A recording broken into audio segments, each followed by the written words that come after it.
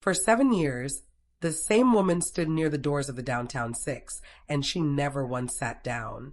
She held a photograph up at chest height, turned outward so the people getting on could see it, and she said the same 11 words she had said every morning since a stranger died, holding her hand. Do you know this woman? Her son. I'm looking for her son. The photograph was a young woman, maybe 30, dark hair pinned back, laughing at something just off the edge of the frame. The photo was wrapped in a layer of kitchen plastic because 2 winters ago the rain had gotten into Mave's coat and almost taken the picture with it. And after that she protected it better than she protected herself. Most mornings, people looked at their phones. Some looked at her, then looked harder at the floor. And on the morning this story begins, a man in a coat that cost more than her rent stepped onto the second car, looked up out of habit, and saw the face in her hands. And every working part of him stopped at once, because the woman in that photograph was his mother. And his mother had been dead for 7 years, and he had spent every one of them certain she had died the way she had lived since he was a boy, alone and without him. His name was Lowell Renick, and he had not meant to be on that train at all. A commuter pushed past Mave as the doors opened, a man with earbuds and a gym bag, and he knocked the photo sideways with his shoulder. And when she said, "Excuse me, sir, do you know this?" he didn't even slow down. "Lady," he said, not unkindly, "just finished. Nobody knows your dead friend. Give it up." And the car heard it, and the car did the thing crowds do, which is to look anywhere else. Mave straightened the photo. She had been told to give it up in more languages and more tones than that man would ever know, and she had not given it up, and she was not going to give it up today. But the man in the expensive coat had heard it too, and he had not looked away. He was staring at the picture in her hands like a man watching the dead walk. "Where did you get that?" Lowell said. His voice came out wrong, too low, scraped. "Where did you get that photograph?" Maeve's hand tightened on it, drawing it back toward her body. The reflex of someone who has had things taken. The train slowed into the next station. People shifted toward the doors. "It's not for sale," she said. "I don't want to buy it." He took a step toward her. She took a step back. He saw the fear and made himself stop.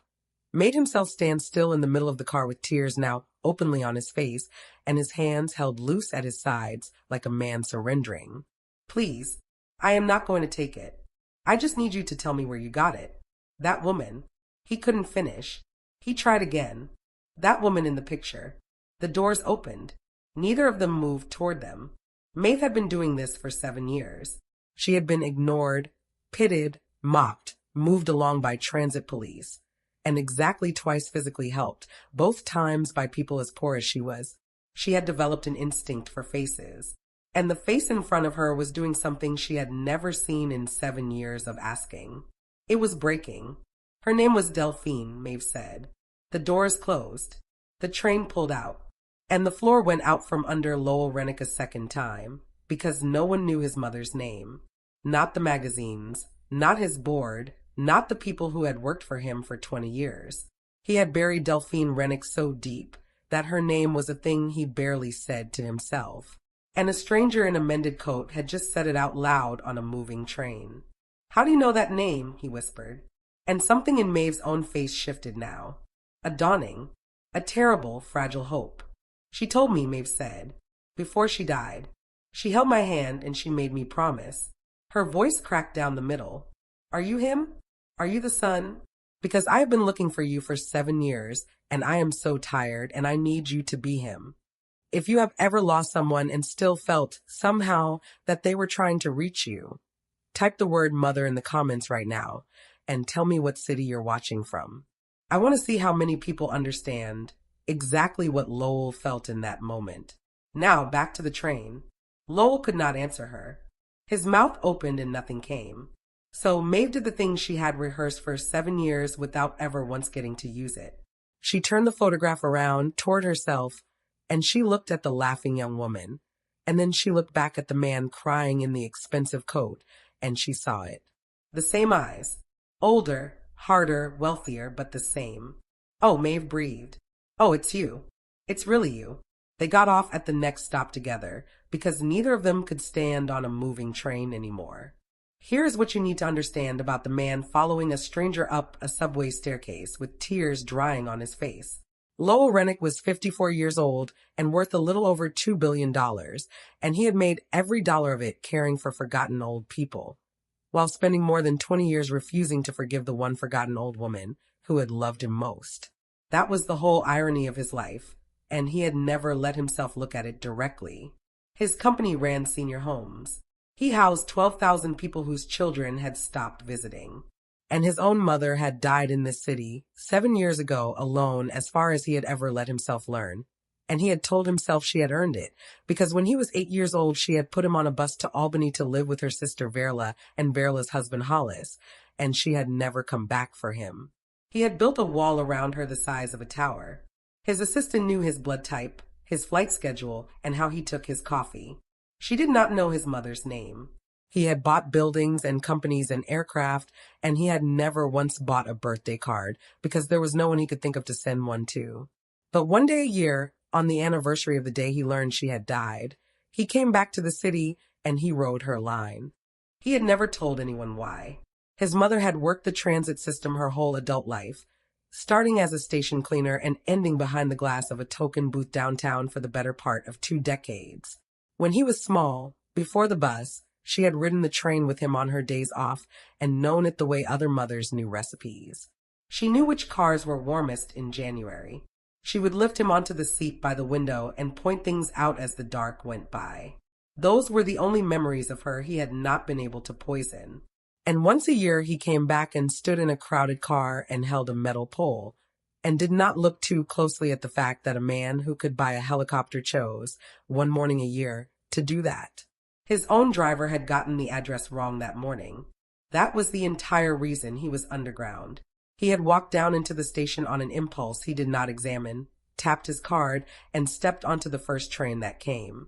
And there she was, standing where she had stood for 7 years, waiting for him to get on the wrong train. Her name was Mave, and until 7 years ago, no one had ever once chosen her. She had been a foster child, then a group home child, then a child of no one when she aged out at 18 with her things in a garbage bag and a bus pass in her fist. She cleaned office buildings at night. On every form she ever filled out, the line that asked for an emergency contact stayed blank because there was no one to write. She had once for 2 years had a man who was kind to her, and then he'd had a heart attack on a job site at 41. And she learned that you can grieve hardest for the smallest amount of happiness because it's the only happiness you got. After that, she lived alone in a single room in the Bronx and wore shoes she bought for standing, thick-soled, the soles split now at both toes, and no one would have noticed if Mave Tolliver had stopped existing. That is not for effect. It is the literal arithmetic of how she lived. And then one freezing night 7 years ago, riding home from a 2 a.m. cleaning shift in an almost empty car, she noticed the old woman across the aisle. The old woman was sick. Gray in the face, gripping the edge of the seat with both hands like the train was a boat in a storm, no hat, a thin coat, far from anywhere she ought to be at that hour. The 2 other people in the car had moved away, and Mave, who had nothing and owed the world nothing, crossed the aisle and sat down and asked if she was all right. It was the first kind question anyone had asked in that car in hours, and very nearly the last kind question the old woman would ever be asked. The old woman turned and looked at Mave with enormous dark eyes. "I don't think I'm going to make it home," she said. Mave did not call for help, because help at 2 a.m. in that city was a long wait and sometimes a worse outcome. She got the old woman off at the next stop, put her own arm around her, and the 2 poorest women in New York went up the stairs one at a time, resting on every landing. She took her not to a hospital, because the old woman begged her not to, but to Mave's own single room. She put Delphine in her own bed and sat up the rest of the night in a chair, watching a stranger breathe. Delphine did not die that night. She did not die that week. For 11 days, in a rented room in the Bronx, 2 women who had been alone their whole lives were, for the first and last time, not alone. Lowell sat across from Mave in a diner 3 blocks from the station, and he could not make his hands be still, and he had not been able to make his hands be still in front of another person since he was a boy. 11 days, he said. She lived 11 days. In your room. In my bed. I took the chair.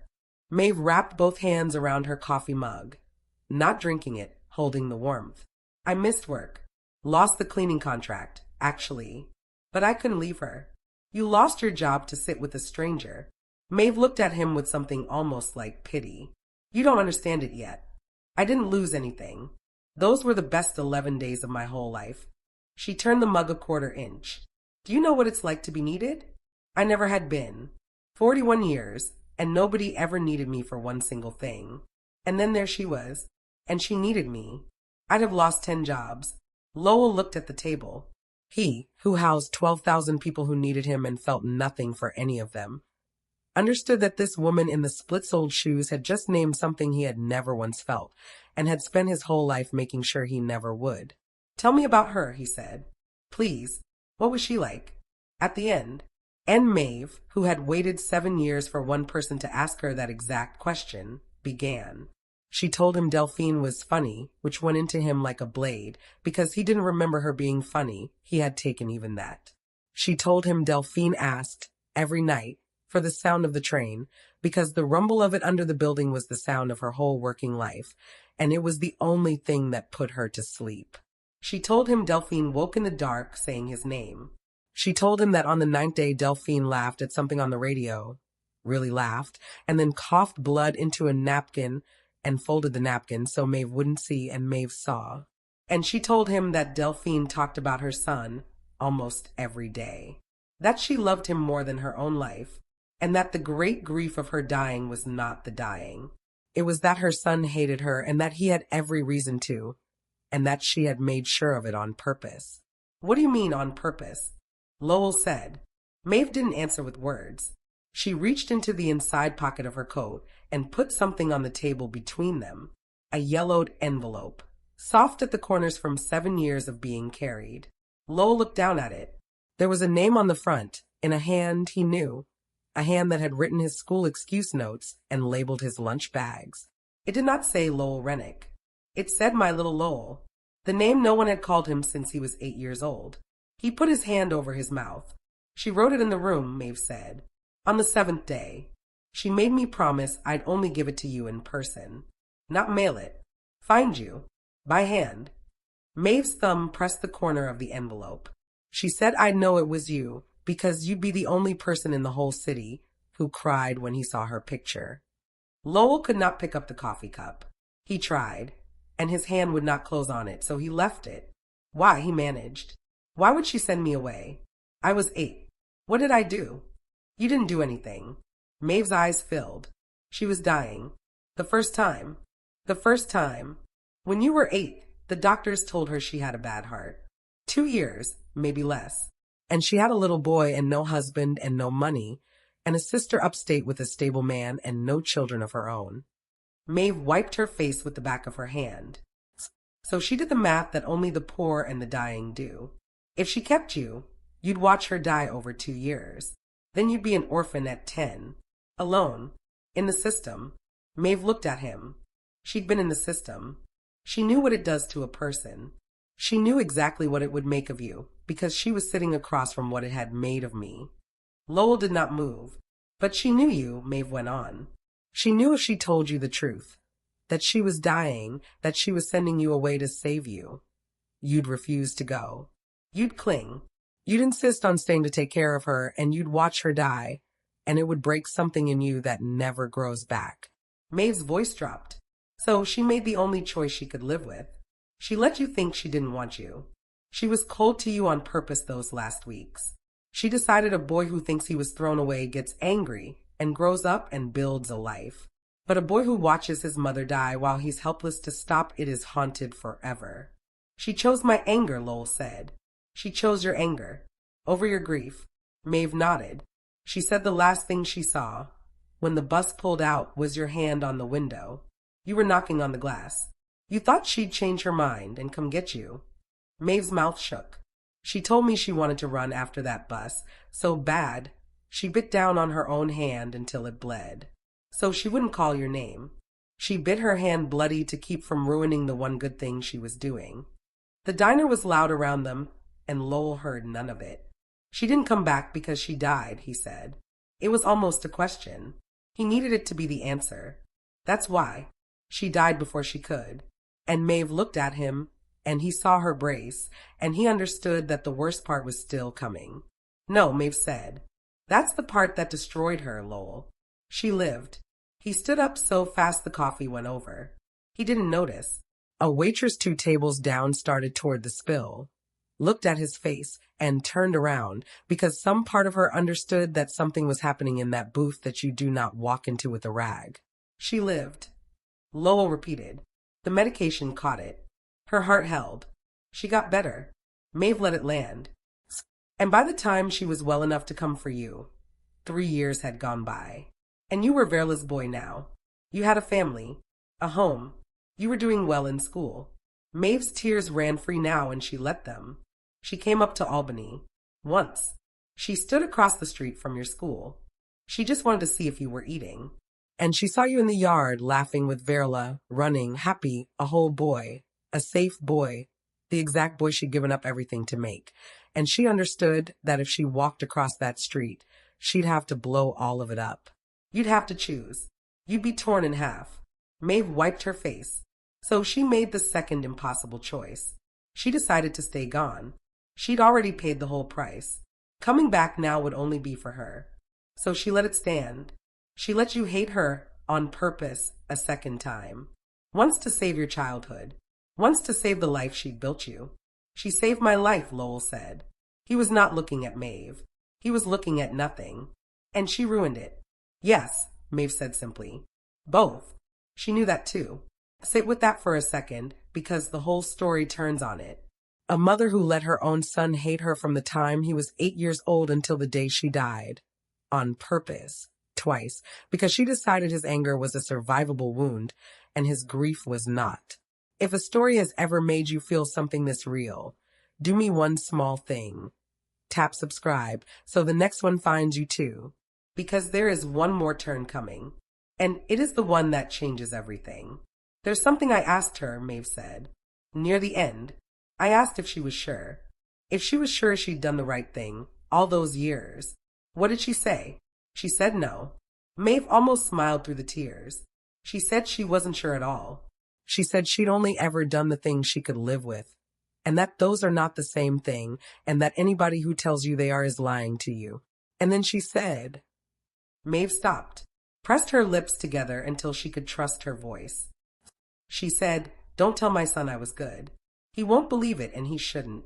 Tell him I was scared. He'll believe that. And it's truer anyway. Lowell sat back down. His legs had stopped holding him. Then why, he said. If she spent her whole life making sure I'd never find her, why send you? Why the photo? Why the train? Why, at the very end, point you at me? And here Mave smiled fully, through everything, because this was the part it had taken her 7 years of writing to understand. Because of me, she said. Lowell looked at her. Think about it, Mave said. If all she wanted was for you to know the truth, she could have mailed that envelope. She had your address. She could have sent it the day she got sick. But she didn't. She gave the truth to me, and she made me carry it to you by hand by finding you on her train, and she made it just hard enough that it would take me years. Maeve's voice broke again. She was dying, Lowell. She had 11 days. And in 11 days, she figured out that she loved exactly 2 people left on this earth. A son who had everything and was completely alone. And a stranger who had nothing and was completely alone. And she couldn't save either one of us with money or with time, because she had neither. Mave spread her hands. So she did the only thing she could. She tied us together. Lowell stared at the photograph on the table, his mother laughing at something just outside the frame, and he understood, finally, what she was laughing at. The search, he said. The search was the gift. Mave nodded. Not the finding. The looking. For 7 years, when I had nothing, when I lost my job sitting with her, when winter came and I told myself every single year that this was the year I'd stop, I had a promise to a dying woman to keep. Somebody was counting on me. So I could never let myself disappear. She laughed, wet and broken. She didn't send me to find you so you could rescue me. She sent me to find you because looking for you would keep me alive long enough to be found. She gave me a reason to get out of bed for 7 years. And she gave you She stopped. She didn't leave you money, Mave said. Lowell almost laughed. I didn't need money. I know, Mave said. That's why she left you me. For a long moment, neither of them said anything, and under the floor of the diner a train went by, and they both felt it, and neither said so. There's a thing that happens to people with a great deal of money, where they lose the ability to receive. They can give. Lowell had given millions away. Giving keeps you above the other person. Giving keeps the distance. But being needed, being saved by someone with less than you, that makes you equal to them. And equality was the one thing Lowell Renick's entire life had been built to avoid. His mother had known that about him when he was 8, and she had spent her death making certain that the only way left to honor her was to do the one thing he had never been able to do. Need somebody. Be saved by a woman in split-soled shoes. What happens now?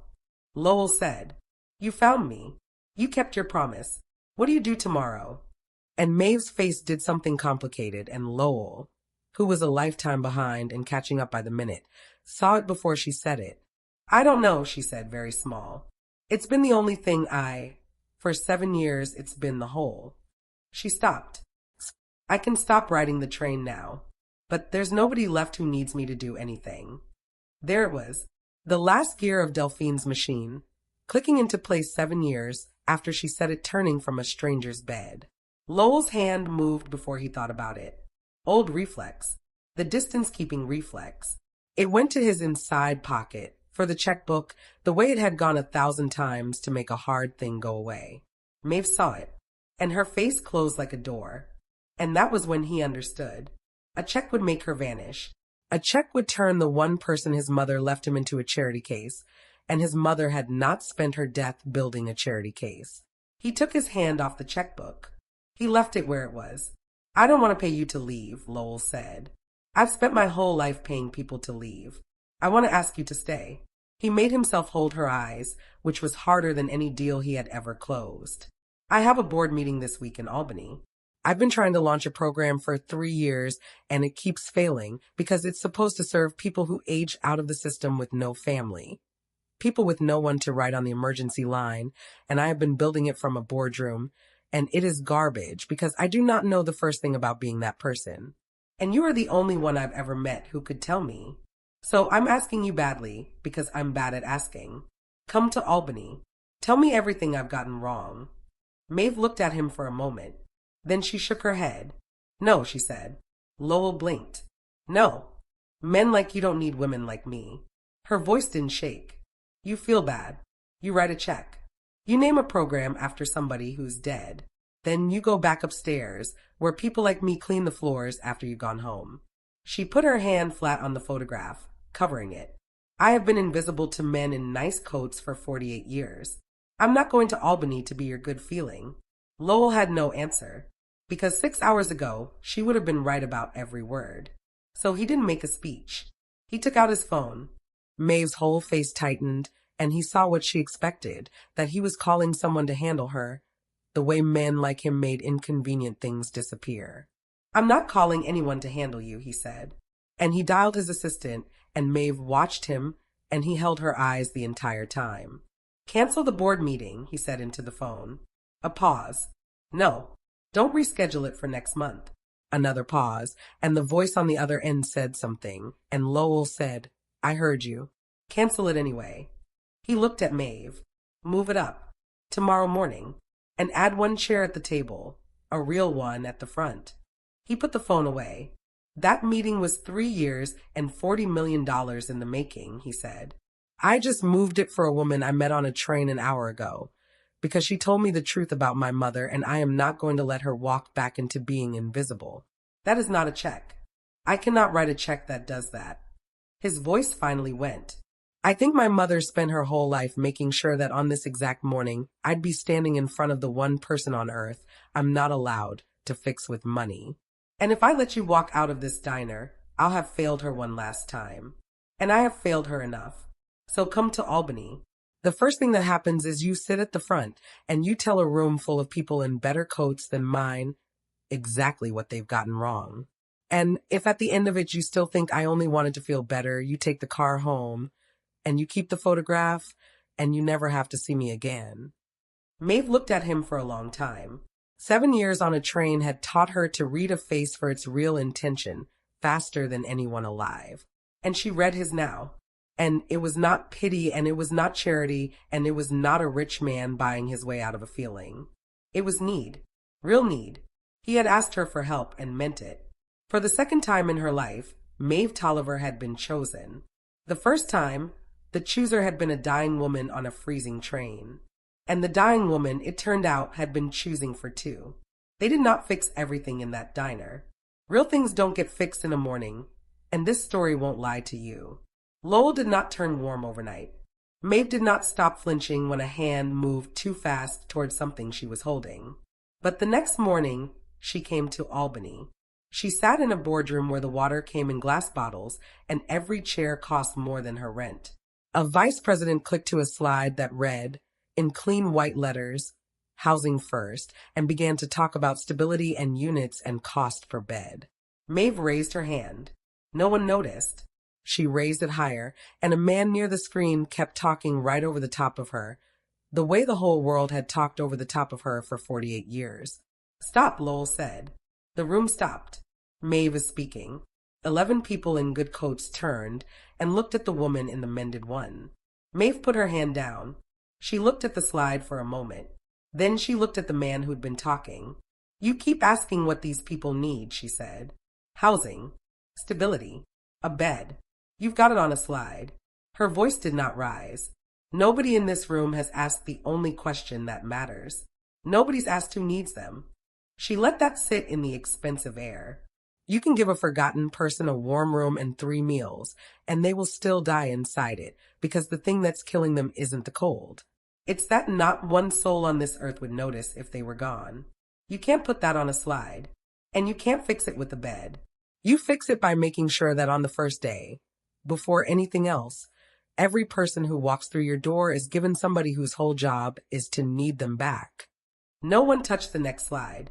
Within the year, the program had a new name and a single unbreakable rule that Mave had put at the center of it, and the rule was hers, and everyone who worked there knew it was hers. Because Mave Tolliver had learned, from the inside of an 11-day miracle, the one thing none of them had a degree in. His mother had not left a will. She had left a witness. Lowell had the photograph framed, not for his enormous empty house, for his office, where he'd see it every working day. And over the months, he found he had stopped hating her. And then, much harder, he found he'd started talking to her out loud when the office was empty, telling her about Mave, telling her she'd been right, telling her he was sorry it took 54 years and a wrong train. 1 year later, on the same morning, Lowell came back to the city and went down into the station, and he stepped onto the downtown 6. But this time, Mave was beside him. For 7 years, she had stood near those doors. She had never once sat down because sitting felt like stopping, and stopping felt like giving up, and she could not give up while there was still a sun to find. The train pulled out into the dark. Lowell touched her arm. Sit down, he said. Mave looked at the empty seat like she didn't trust it, like it might be taken from her if she believed in it. Then she sat. And for the first time in 7 years, the woman who had carried the photograph let it out of her hands, because Lowell reached over and took it and held it for her the way you hold something for someone who has carried it alone too long. A stranger got on at the next stop and looked at the rich man holding a photo of a laughing young woman and looked away, the way the whole city had looked away for 7 years. Lowell didn't notice. He was looking at his mother's face. We found each other, Mom, he said. And Delphine, laughing inside that frame at something just off the edge of the picture, had never once looked more alive. Now, before you go, one thing for your heart and one thing for the comments. For your heart. Somewhere in your life, there is a person who needed you when you didn't have much to give, or one who needed you and you almost walked past them. Picture that person right now. That's the whole reason this story exists. And then, for the comments, the one question this whole story has been walking you toward. Lowell's mother let her own son hate her for almost 40 years to protect him, and bit her own hand bloody to keep from calling him back, and never told him the truth while she was alive. So tell me honestly in one word, was that the greatest act of love you have ever heard? Or was it the cruelest? Comment love or cruel. That is the only thing I am asking. Let's find out together which one this room believes. I'll see you in the next story.